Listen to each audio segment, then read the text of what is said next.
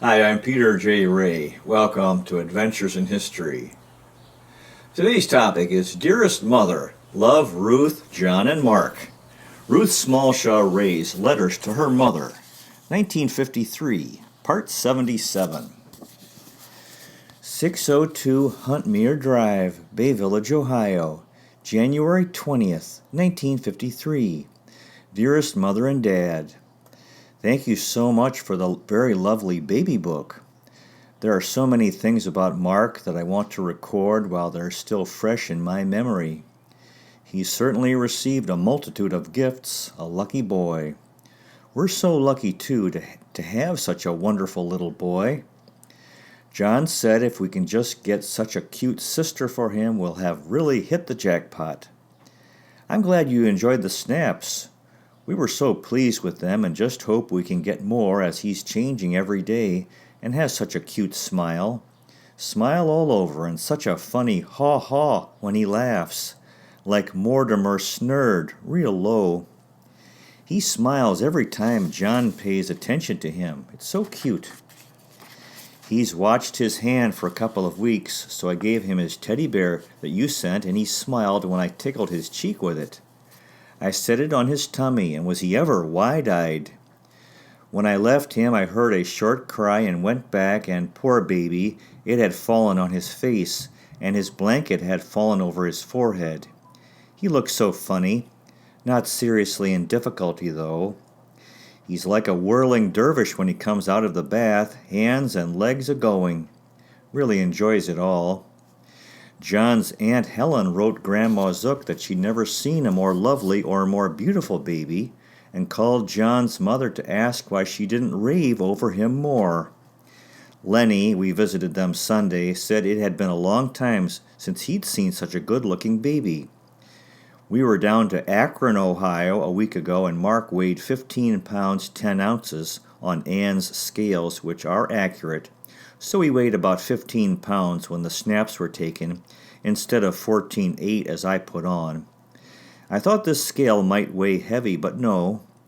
He's now over 16 pounds at 10 weeks and has slept a couple of nights for 13 and a half hours. Unusually good for his age, I believe. We're listening to the inauguration today. I'm really proud of your activities, Mother, and know you'll enjoy teaching your clay classes, a really creative project. I'd like to do that later on, or at least something along that line. I'm just dying to show my kids this lovely boy. This was just going to be a note, but on I go. Did I tell you of our trip to Akron to see Ann and Wayne and their new baby? Mark looked so big beside Paul, who was only 10 pounds to Mark's 15 10 ounces. Mark was also a couple of inches longer and so fair and plump to Paul's darker, thinner countenance. Anne said Mark looked like the babies that they put in ads to advertise baby foods. I try to rest every afternoon and drink milk, tea, etc., and get an egg a day, fruit, half a pound of meat a day, so I'll have milk for him and feel good myself.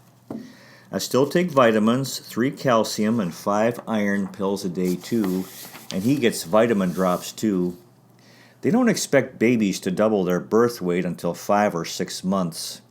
His double birth weight is 17.8, so at 16 doesn't have far to go. He goes to the doctor this Saturday. I go the following Saturday and John the next one. Hope we all get good reports. John had 3 cases in court last week, so very exhausting for him. His first before a jury. He won all 3 cases. He has more this week and next, so no respite, but he loves it all. I'm so pleased with our Whirlpool automatic washer. John did washing and diapers for 2 months and showed me how last week, and it's so simple and nice.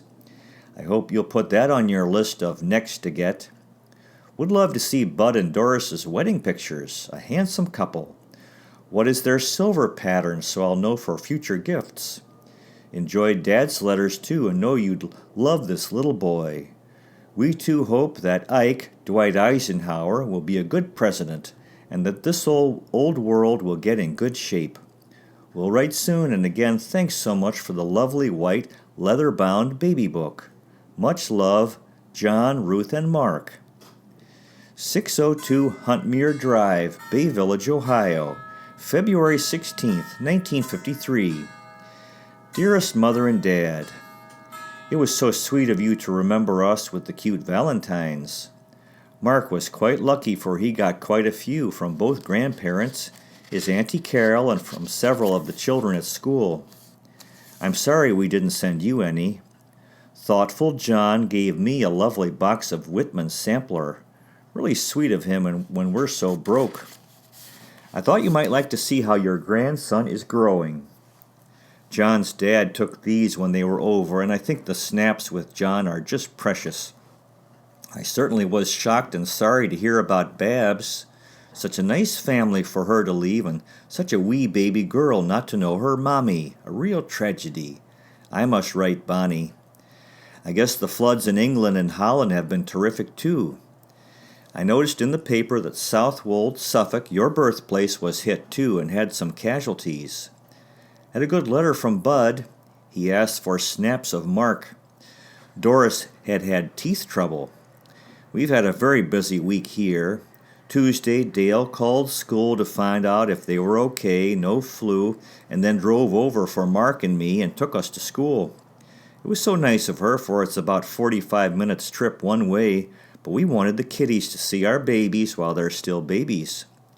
Lilla Dale has long black hair and dark eyes and about 10 pounds, so quite a contrast to big, fair Mark. Everyone thought them so cute, and Mark smiled for Miss Bayes, Miss Bender, and at Ricky. The kiddies noticed Mark's dimple in his chin like Rick. We were there for about an hour, and Mark was so good. Lilla Dale cried just a little. Friday we went to the Junior Chamber of Commerce Valentine dinner and dance and had a very good time. We were gone nearly 8 hours, and the first time I'd left anyone else to give him his cereal and fruit, but he was just fine. Saturday we went to the wedding. It was lovely. Cynthia looked so pretty and had such a gorgeous dress. Helen, her mother, looked stunning in a gray-blue dress and had her hair in an upsweep with a veil over and small, pale yellow roses at the nape of her neck, and wore long gloves. When her dad gave her away, he said, "We do, her mother and her father." Nice. She had a tremendous amount of expensive gifts, and her parents gave them a new car. She had more than 12 place settings of sterling silver trays. Very lucky. Mrs. Ray had a lovely dinner for about 25 relatives in the evening. Mark was overwhelmed by the crowd at first, but after his supper he was fine and saw his great-grandparents for the first time. So glad you're enjoying your clay group, a nice thing to do. Joan and Lenny were over yesterday to see Mark and spend the evening. I dreamed Carol was married just about a week ago, but to an older fellow. Hope not. Will write again. Love, John, Ruth, and Mark. 602 Huntmere Drive, Bay Village, Ohio, February 9th, 1953. Dearest Mother and Dad, we've enjoyed your very good letters so much, and I've been trying to write to you for a week or more. Every day I have more and more respect for you, Mother, for John's mother, for our grandmothers, in fact, for all mothers who were conscientious housekeepers, as well as homemakers, and good mothers too. It seems like a gigantic task to me with one little boy, and when I think of John's grandmother with 10, housekeeping at the apartment was play, and I lived in a fool's paradise. I'd clean the house up Saturday morning, and it would stay fairly neat for about a week, with only dishes, bed, and a little dusting to do. But being home so much, the floors seem to need to be done so often. Bringing the carriage in makes the back entrance muddy, and then, of course, I don't have all the free time I had. And then I think this is only one baby, not yet walking and getting into the mud. I remember when Bud would get wet to the skin so often he'd have no clothes left to wear. Well, they're awfully cute, though, and I guess nothing worthwhile comes without effort, and I have had too easy a life so far, I guess. Still, I certainly admire Mother, and you are a good one, dear. Our doctor sessions were each fairly successful. Mark's doctor was very pleased with his progress. At 11 weeks, 16 1/4 pounds and 26 inches long. Today is his 3rd month birthday, and he's doubled his birth weight. He's over 17 1/2 pounds, and they don't expect them to do that until they're at least 5 or 6 months. John was a 9-pound baby and weighed 9 1/2 pounds at 6 months.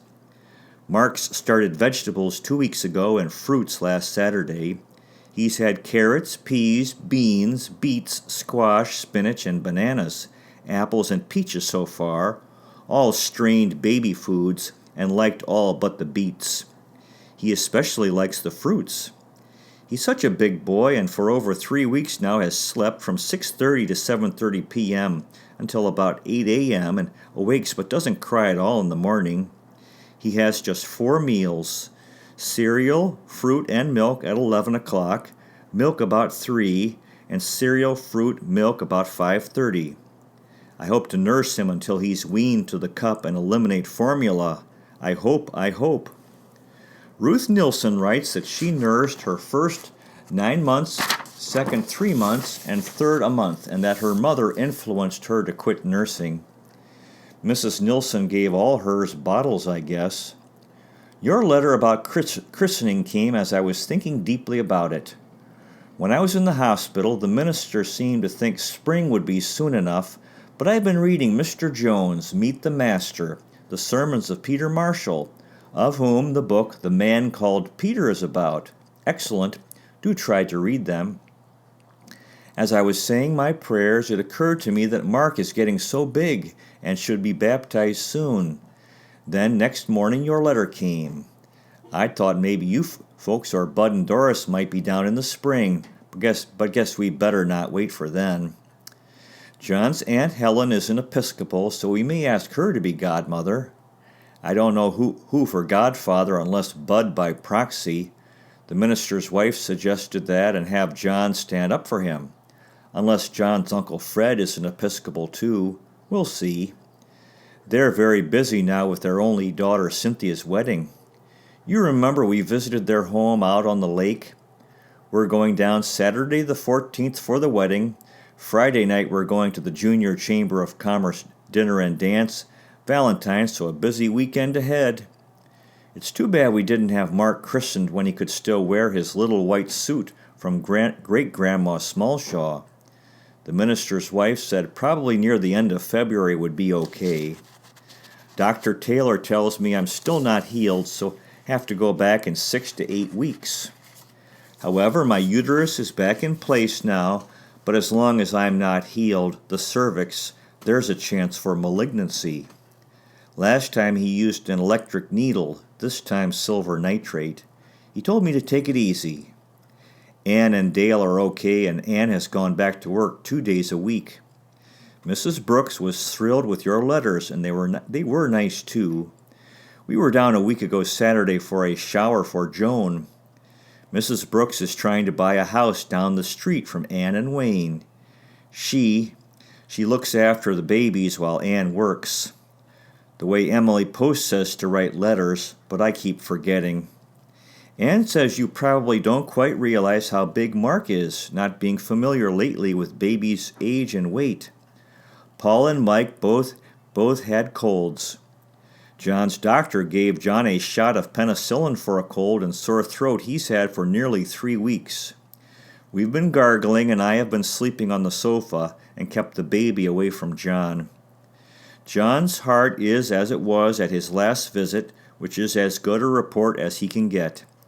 He's over 200 pounds, and the doc suggested he lose 10 to 15 pounds, so is looking forward to golfing. Incidentally, the pajamas are very nice. One Sunday I kept the top on with my slacks, and we went for a drive and went to see Ann and Wayne. They thought my pajamas were very sharp. I'm enclosing a before and after snap, but would like them back since they aren't worth 50 cents each to have extra prints of. Sometimes I'd like some of our graduation snaps back since 50 cents each is a lot for reprints. I must try to return Bud's photo to you also. Mr. and Mrs. Ray were over again a week ago and took a few more snaps of Mark. She's having a big party after the wedding since just Cynthia's immediate family are going to the country club for the wedding dinner. I felt quite badly today.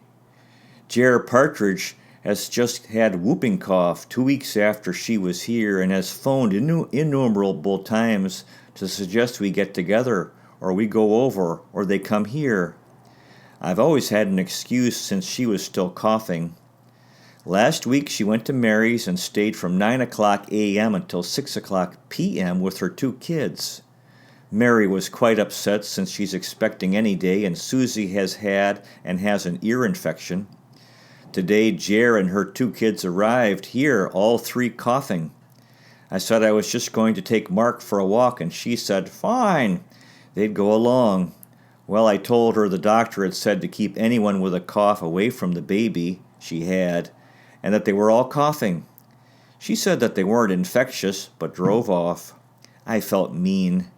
Maybe I'm overprotective, but 3 months is still little and whooping cough can be fatal. Besides, he'll get enough diseases when he's going to school. Life sure changes when you become a mama. Mrs. Brooks said your letters sounded like you heaved a sigh of relief to have Bud and I off your hands. It's good to hear you both enjoying yourself.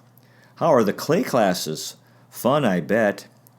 Ruth Nilsson said she hoped we'd have as much pep when our chickens fly the coop, since her parents are having lots of nightlife too, I guess. Quote, "Or we will be like Mrs. Sullivan and go from one to another as they have their babies." It's after 9:30 and after my bedtime, so good night. We love you and God bless. Love, John, Ruth, and Mark. P.S. Mark laughs so much now. 602 Huntmere Drive, Bay Village, Ohio, March 18th, 1953. Dearest Mother and Dad, Hi. Time certainly flies by. We enjoyed your letter and glad that you're so busy. Your clay classes sound so interesting and seems as though you're making good progress. I never did finish the clay bowl after the first one broke, very discouraging. Mrs. Ray called a week ago Monday night. John bowls then, so I enjoy a call. We talked for about 20 minutes and are going down this weekend. Hope Mark doesn't mind a strange bed. She's even thinking of buying one, so we'll visit them often.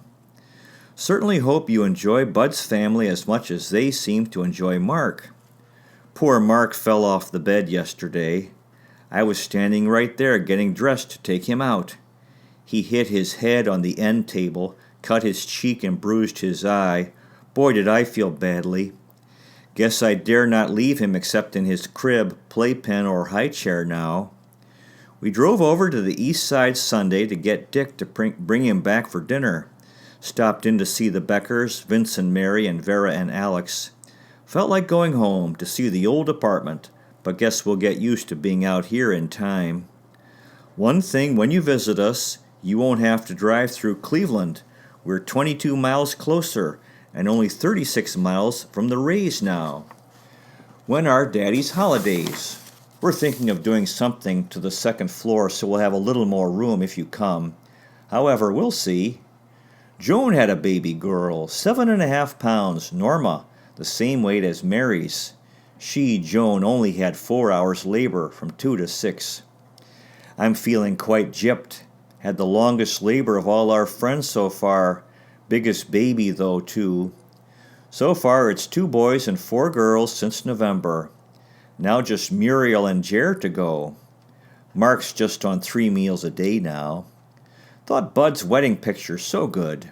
Doris is so pretty. Bud and I certainly got more handsome mates than we are. What color was her dress, and have you met her family yet? Who is her sister marrying? We're having nice weather, too. It's 66 degrees today, and they say that the cherry blossoms will be out in Washington, D.C. next week. Wonderful to be spring again. I only wore my boots since once this year, very little snow. Did you get to see Pat's Kathy Jane? Mark got a lovely fork and spoon from Mrs. Steele and a suit from one of my kitty's mother. Over 50 gifts he's had now. Your christening gift to Mark can be a visit to see him. Of course, the older he is, the more he'll recognize you, but whenever you can come, we'll be glad to see you. John's fine, sweet as ever. Had a bad month last week, but this one looks like it might be better. Hope so. Haven't heard from Connie nor Marion in ages before Christmas. Take care of yourselves and God bless. Love, John, Ruth, and Mark. To be continued. Well, that concludes today's presentation. Good luck to you with your efforts in family history if this interests you, finding, preserving, and sharing old letters, diaries, and photographs, and interviewing elderly relatives while they're alive. You might consider checking out our website, Adventures in History, with Peter J. Ray at peterjray.com. So far, we've made 603 history videos in 7 areas: world history, American history, book reviews, poetic tours, Cleveland baseball, family history, and autobiography. You also might consider checking out our podcast, Adventures in History. Thanks so much for watching. I really appreciate it. God bless you. Take care, and I'll see you next time.